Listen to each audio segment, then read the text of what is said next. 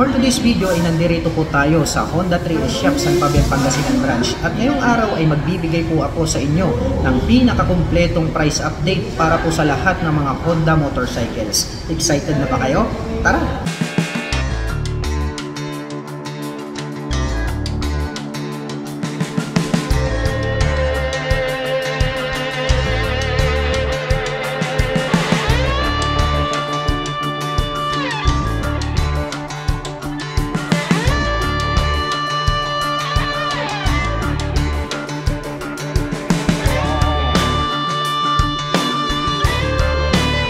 Sukin po natin ito pong Honda 3S Shop San Fabian, Pangasinan branch. Dito pa lang po sa harap makikita po natin dito yung kanilang mga available na scooters.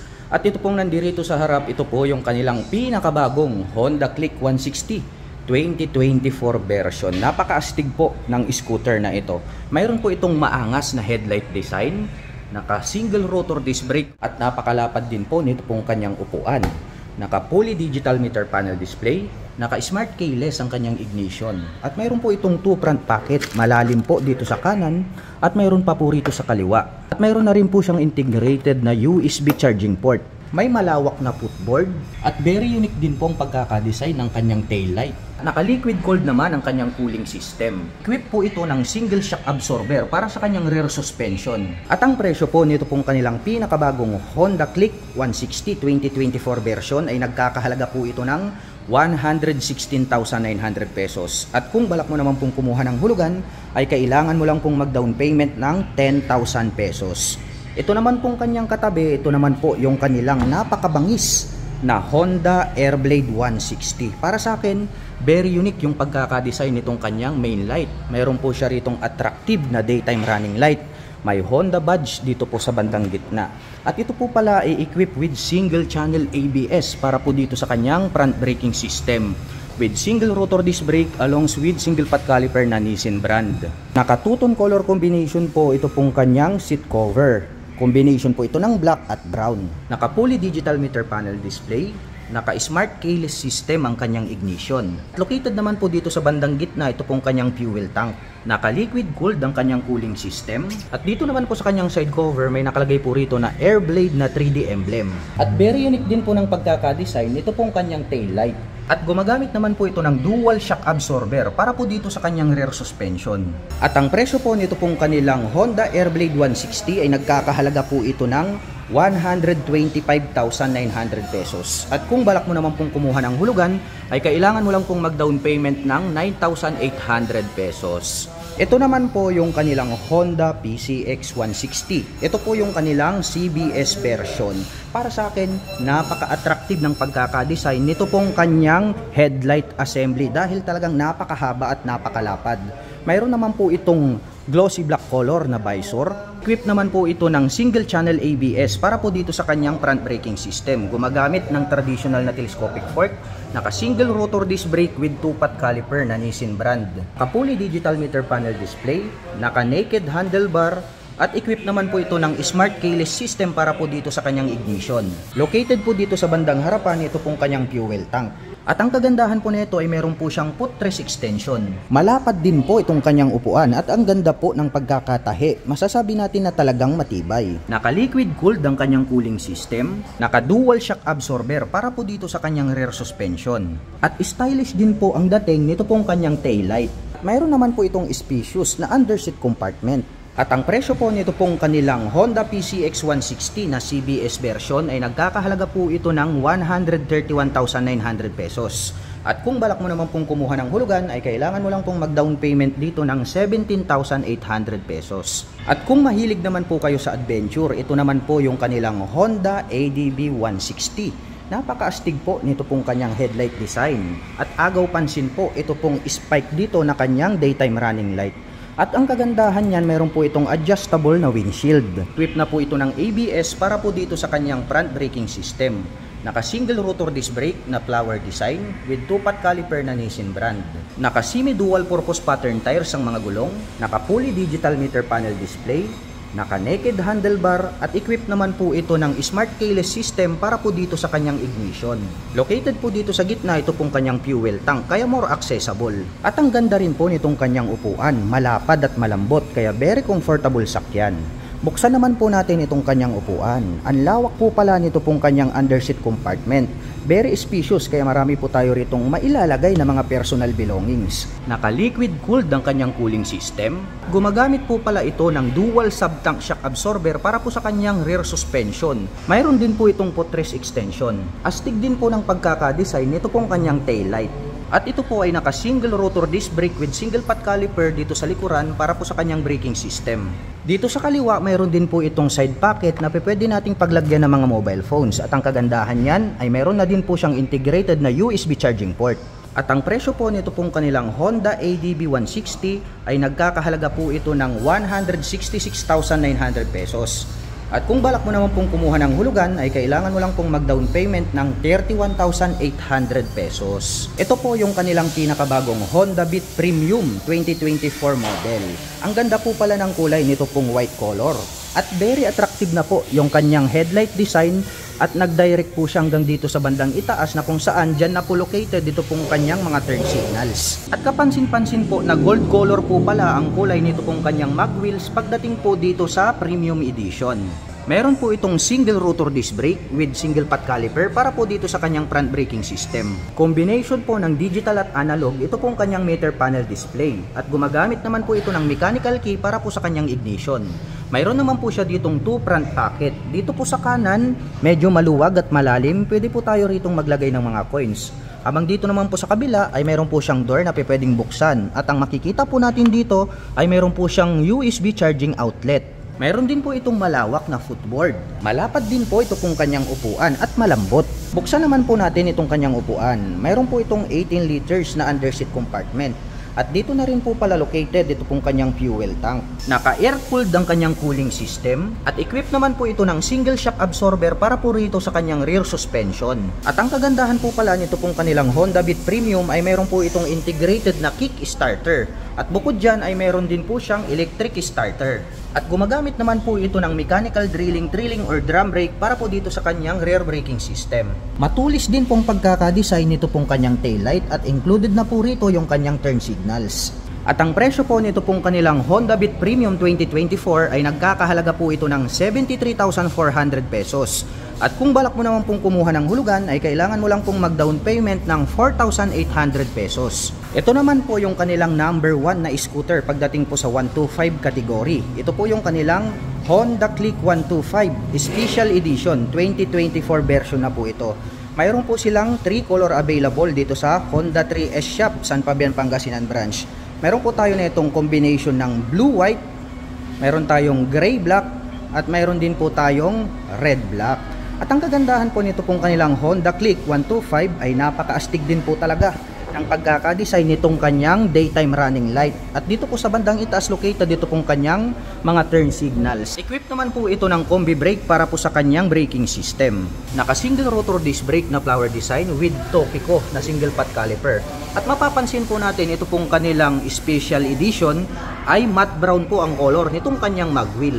Naka-fully digital meter panel display, naka-mechanical key ang kanyang ignition. At mayroon naman po itong 2 front pocket dito sa harapan. Itong bandang kanan ay mas mababaw, pwedeng paglagyan ng coins. Dito naman po sa kabila mayroon po ritong door at pwede nating buksan, mas malalim at pwede po tayong maglagay dyan ng mobile phones.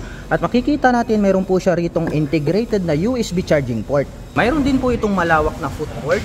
Matte black color naman po ito pong kanyang seat cover. Malambot din at malapad itong kanyang upuan. Buksan naman po natin para masilip natin ito pong kanyang underseat compartment. Ito po pala ay mayroong 18 liters.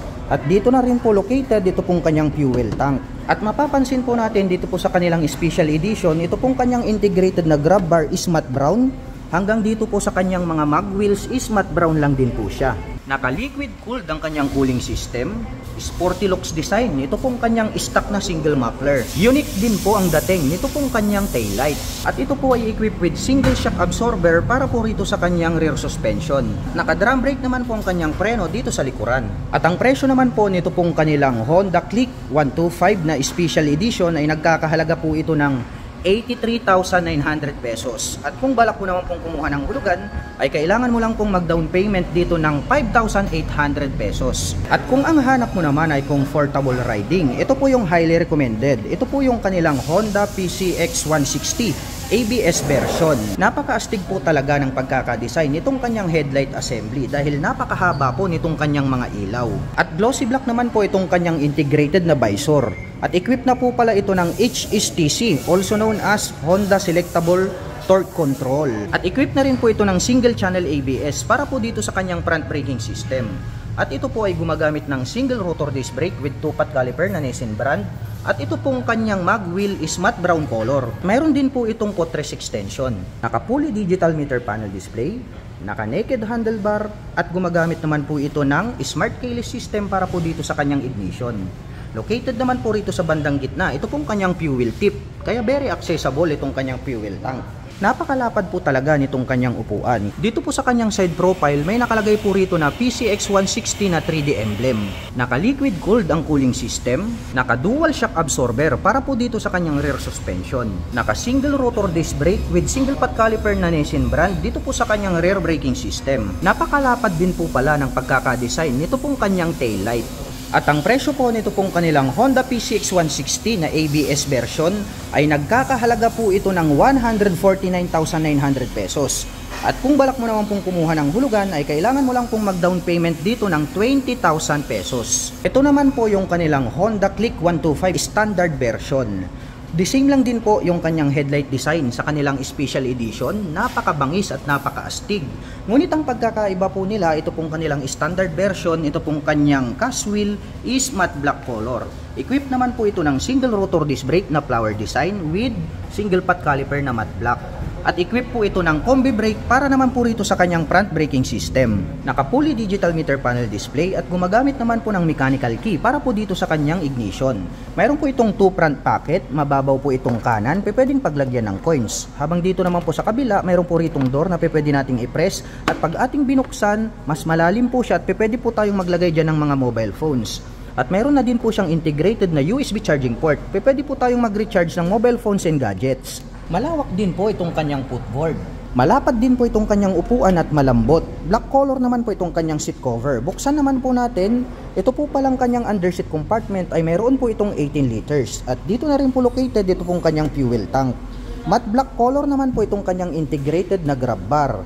Pagdating po sa kanilang special edition is manonotice natin na ito pong kanyang grab bar is matte brown color. Pero itong standard is matte black color po siya. Naka-liquid cooled ang cooling system. Ito po pala ay equipped with single shock absorber para naman po rito sa kanyang rear suspension. Naka-drum brake naman po ang kanyang preno dito sa likuran. At ang ganda rin po ng pagkakadesign nito pong kanyang tail light. At ang presyo po nito pong kanilang pinakabagong Honda Click 125 2024 version na standard version ay nagkakahalaga po ito ng 81,400 pesos. At kung balak mo naman pong kumuha ng hulugan ay kailangan mo lang pong mag-down payment dito ng 5,800 pesos. Ito naman po yung kanilang Honda Wave RSX Special Edition. Napakaangas din po pala nitong kanyang headlight assembly dahil nandirito po sa bandang itaas ito pong kanyang main light. Sumusunod po siya kapag kayo po ay liliko sa kanan at kaliwa. At dito po pala located dito pong kanyang mga turn signals. More visible po siya kapag kayo po ay kakanan at kakaliwa. At ito po pala ay equipped with single rotor disc brake with single pot caliper na Nissin brand. Ang kanyang preno dito sa harapan. Naka-analog ang meter panel display at gumagamit naman po ito ng mechanical key para po dito sa kanyang ignition. At ang motor po na ito ay naka-semi-automatic. Malapad din po itong kanyang upuan. Matte black color naman po itong kanyang seat cover. Naka-dual shock absorber para po dito sa kanyang rear suspension. Naka-drum brake naman po ang kanyang preno dito sa likuran. At mayroon naman po itong kickstarter at electric starter. Matulis naman po ito pong kanyang taillight at included na po rito yung kanyang mga turn signals. At ang presyo po nito pong kanilang Honda Wave RSX Special Edition ay nagkakahalaga po ito ng 64,900 pesos. At kung balak mo naman pong kumuha ng hulugan ay kailangan mo lang pong mag-down payment dito ng 4,800 pesos. Ito po yung kanilang pinakabagong Honda RS125. Ito pong kanyang headlight is gumagamit po siya ng bulb type at naka-emboss naman po rito sa magkabila ito pong kanyang mga turn signals. Mayroon din po itong maliit na visor, may nakalagay po rito na Honda decal. At ito naman po ay gumagamit ng single rotor disc brake with single pot caliper na Nissin brand. At yung pong version na to, ito po ay naka-spokes rim set. Naka-analog ang kanyang meter panel display, naka-mechanical key ang kanyang ignition, at ito po ay naka-naked handlebar. At ang motor po na ito ay naka-semi-automatic. Malapad din po at mahaba ito pong kanyang stock na upuan. Naka-dual shock absorber ang kanyang rear suspension. Equip po pala ito ng drum brake para po dito sa kanyang rear braking system. Simple lang po ang dating nito pong kanyang stock pipe. At mayroon po itong integrated na kickstarter at electric starter. Pointed din po ang pagkakadesign nitong kanyang taillight. Included na rin po dito yung kanyang turn signals dito po sa kanyang taillight assembly. At ang presyo po nito pong kanilang pinakabagong Honda RS125 ay nagkakahalaga po ito ng 75,900 pesos. At kung balak mo naman pong kumuha ng hulugan ay kailangan mo lang pong mag-down payment dito ng 5,800 pesos. Ito naman po yung kanilang Honda Venner X150 Premium Edition. Meron po tayong available na 2 color dito po sa Honda 3S Shop San Fabian Pangasinan branch. Meron po tayo ritong black color at meron din po tayong red color. Ito pong kanilang Premium Edition, ang kagandahan po nito is very attractive po ito pong kanyang front suspension dahil gold color po yan. At equipped na po ng ABS ito pong kanyang front braking system. Gumagamit po pala ito ng single rotor disc brake na flower design with single pot caliper na Nissin brand. Very aggressive din po ang pagkakadesign nito pong kanyang headlight at nagkaroon po siya ng spike dito na kanyang nagsisilbing daytime running light. Naka fully digital meter panel display, naka-smart keyless system ang kanyang ignition. At dito po sa kabila, mayroon na rin po pala siyang integrated na USB charging port. Pwede na po kayong mag-recharge ng mobile phones at gadget. Mayroon naman po itong 6-speed manual transmission. Mahaba po at malambot itong kanyang upuan. Mayroon po pala itong two-tone color combination na gray at black. Dito po sa kanyang side cover, may nakalagay po rito na Venner X na 3D emblem. At pagdating naman po sa kanyang rear braking system, ito po ay equipped with single rotor disc brake with single pot caliper na gold color. Simple lang po ang dating nito pong kanyang stock pipe. At ito po ay equipped with monoshock absorber para po dito sa kanyang rear suspension. Maliit lang at matulis ito pong kanyang taillight. Ngunit ito po ay more visible sa gabi dahil ito po ay naka-LED lights. At ang presyo po nito pong kanilang Honda Venner X150 Premium Edition ay nagkakahalaga po ito ng 129,900 pesos. At kung balak mo naman pong kumuha ng hulugan ay kailangan mo lang pong mag-down payment dito ng 13,800 pesos. Kung ang hinahanap nyo naman po ay Pantra motorcycle, meron po tayo ritong Honda Supremo 150. Meron po tayong available 2 colors dito po sa Honda 3S Shop San Fabian Pangasinan branch. Meron po tayong red color and then ito pong black color. Ito pong Honda Supremo 150 ay maganda po ito, panghanap buhay. At ang kagandahan po nito, pwede nyo rin po siyang gamiting pang daily service. Kaya all-in-one po ito pong mga Pantra motorcycles. Dahil nga kaya sila tinawag na Pantra dahil pwede po silang pantrabaho, pan-tricycle. Ito pong kanyang main headlight ay gumagamit po ito ng bulb type para po dito sa kanyang high beam and low beam. At dito naman po located ito pong kanyang mga napakalaking mga turn signals. Kaya more visible po yan kapag kayo po ay liliko sa kanan at kaliwa. Mayroon naman pong nakalagay rito na Honda decal.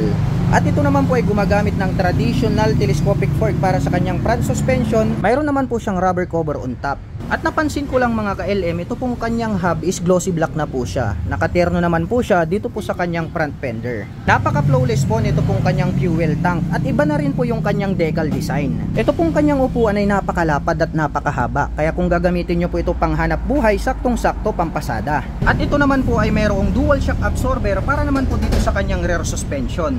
Kung gusto nyo naman pong pampasada ang motorcycle na ito, pwede po kayong magdagdag ng isa pang suspension dito. Kaya mayroon na po siyang nakaabang. Matte black color naman po ito pong kanyang stock pipe. Naka-drum brake din po ang braking system dito sa likuran. At ito po ay mayroong integrated na kickstarter at mayroon din po siyang electric starter. Naka-analog ang meter panel display, naka-mechanical key ang ignition at ito po ay naka-naked handlebar. At ang presyo po nito pong kanilang Honda Supremo 150 ay nagkakahalaga po ito ng 78,900 pesos.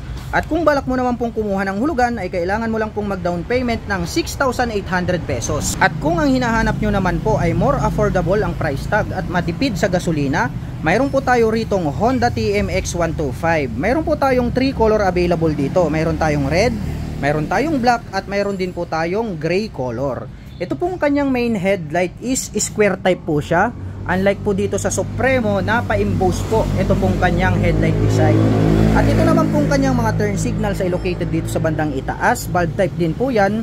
At very visible naman po yan kapag kayo po ay liliko sa kanan at kaliwa. Gumagamit naman po ito ng traditional na telescopic fork dito sa harapan. At ito pong kanyang hub is gray color din po hanggang dito po sa kanyang front fender. At ito naman po ay gumagamit ng mechanical drilling trailing or drum brake para po dito sa kanyang front braking system. Naka-analog ang meter panel display, naka-mechanical key ang ignition, at ito po ay naka-naked handlebar. Napaka-astig po pala nito pong kanilang gray color. Nagmukhang classic ito pong kanilang Honda TMX 125. Iba na rin po yung kanyang decal para po dito sa kanyang side cover. Malapad din po itong kanyang upuan at ang kagandahan niya ay napakalambot. At mayroon naman po itong dual shock absorber para po dito sa kanyang rear suspension. Kung gagamitin nyo naman po itong pampasada, pwede po kayong maglagay ng additional dito na suspension. Kaya kung inyong mapapansin, mayroon na po siyang nakaabang rito. Simple lang naman po ang dating nito pong kanyang exhaust pipe. Naka-mechanical drilling trailing or drum brake ang kanyang preno dito sa likuran. Box type naman po ito pong kanyang tail light. At ang kagandahan po nito ay mayroon po itong integrated na kick starter, at bukod dyan ay mayroon din po siyang electric starter. At ang presyo po nito pong kanilang Honda TMX 125 ay nagkakahalaga po ito ng 56,900 pesos. At kung balak mo naman pong kumuha ng hulugan ay kailangan mo lang pong mag-down payment ng 2,800 pesos. At para naman po sa mga nakapanood ng video na ito at interesado pong maglabas ng mga Honda motorcycles, ay available po ito sa cash at installment basis. At maaari po kayong mag-direct message dito sa ating channel, at ilalagay ko na lang din po ang aking contact number dyan po sa description box sa ibaba para po ako ay inyong matawagan at masagot ang lahat po ng inyong mga katanungan. At kung interesado ka sa mga ganitong klase ng video content na kung saan ako po ay nagbebenta ng mga motorcycle, cars, mobile phones, appliances at mga properties, ay huwag mo po sanang kalimutang i-follow ang ating Facebook page at mag-subscribe dito po sa ating YouTube channel. Hanggang sa muli, kita-kits po tayo sa mga susunod na video updates.